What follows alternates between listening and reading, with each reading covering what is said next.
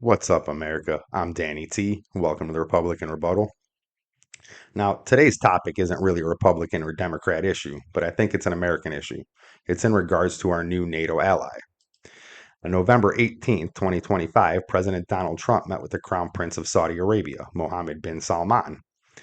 It was hosted at the White House. Now, if you watch my Terror in the White House video, you already know this isn't the first time these two have met.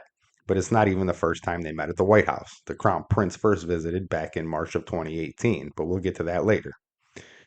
The most recent visit, Salman was met with a red carpet greeting, and multiple jets flew overhead to celebrate a weapons defense deal agreement where we are allowing the Saudis to purchase up to 48 F 35 fighter jets.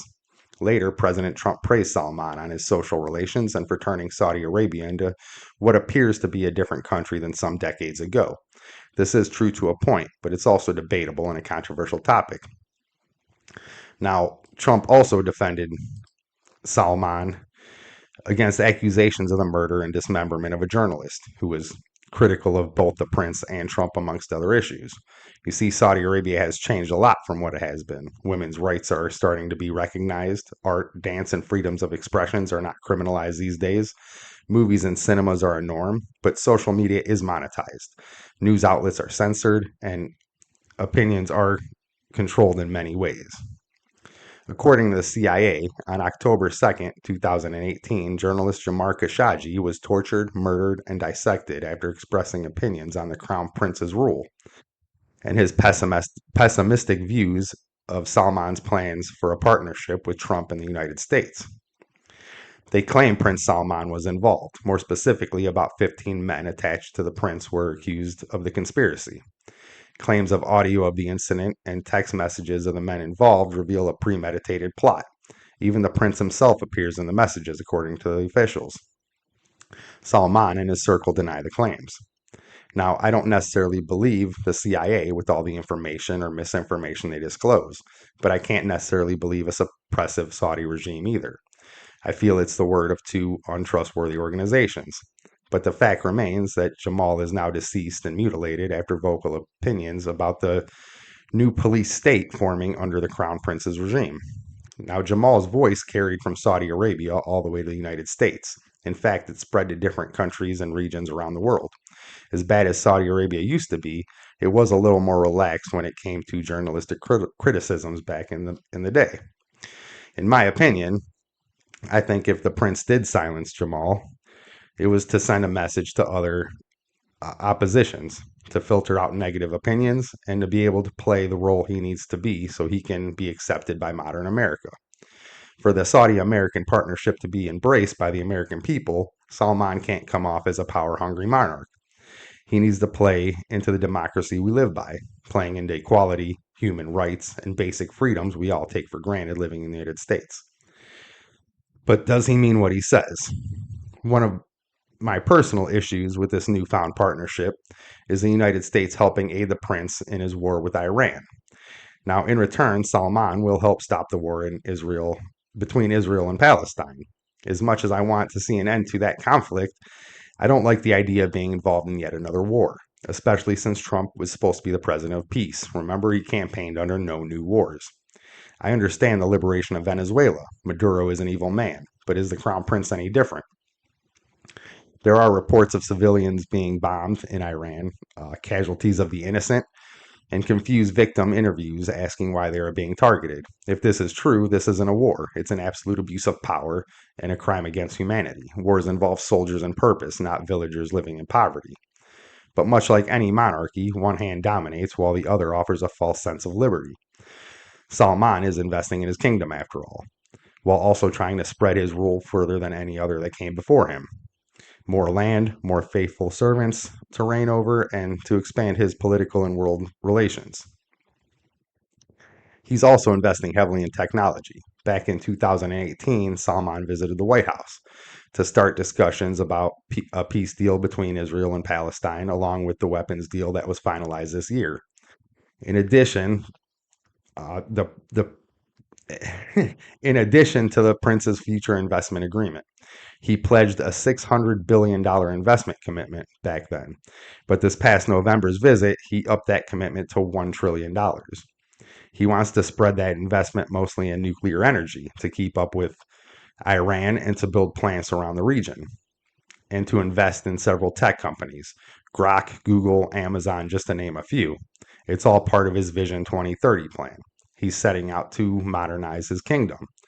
He promises to give women the right to drive and even offer them a chance to get jobs. He also has goals to make Saudi Arabia a tourist destination. He claims he wants to build a better government, less corruption, and less secrets from the people. Yet activists are arrested on conspiracy and terror charges. The ones not satisfied with the freedoms a prince has given are dragged away from their family and now live in cells. Some would say guilty till proven innocent. I personally don't think many, if any, will see an innocent verdict. Here in the States, we have laws to protect us, and even though it isn't perfect, overall it's a pretty fair system. But Muslim countries use Sharia law. It's an Islamic way of life and ground rules for morals from their religious texts. But Sharia law is above the people's law in places like Saudi Arabia. People who live there that don't follow the Quran are treated negatively. It controls every aspect of Muslim life. In fact, leaving Islam is punishable by death, and Christianity is outlawed in Islamic nations. But not just religious practices are affected by Sharia law. It's intertwined with social practices like women's rights and what is and isn't morally acceptable by society. It plays a part in politics, taxation. There are even guidelines for punishment. We recently have had citizens pushing for Sharia law here in the States. Now, if you think Sharia law and democracy can coexist, I'd say you're wrong. Sharia law leaves no room for choices. The words are guidelines set in stone by those who believe in them. He's even gone as far as to arrest other Saudi princes. Some would say over more land and power. He used the same kind of power in 2017, where over the span of 2 years, he not only purged various other princes but government officials as well. The prince claimed it was part of an anti corruption stance and accused about 380 individuals of corruption and theft. They could pay the debt or suffer consequences. This might be an example of the prince using his power to hold individuals accountable for negative actions. But others claimed it was another way to show his dominance over weaker officials and show how easily he can take power away from others. I don't want this to come off as an attack on Salman or the people of Saudi Arabia. A monarchy is completely different than the democracy we are used to. And most of what I've covered today are just accusations. And a lot of the issues have valid counterpoints to the argument. The truth is, and I can't stress this enough, as oppressed and corrupt as Saudi Arabia seems, it's milestones ahead of what it used to be. There are still people suffering from the old system lingering in society, but most welcome the change. The crown prince is pushing. Now, if you think Salman is a liberator and wants to keep up with a changing world, you're right.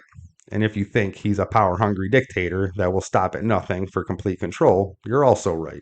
Salman is an enigma and a character like no other.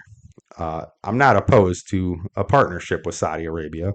I think they need a little more freedom for their citizens before we give them our full backing. We are the land of the free, after all. How can we support a nation that still uses oppression and fear to rule? I just hope this new partnership leaves us influencing the prince in the ways of democracy instead of him influencing the United States into a monarchy. Well, if you like the things I talk about on here, America, give me a like, share, and subscribe. Share my stuff, leave me a comment, and I'll talk to you later, America.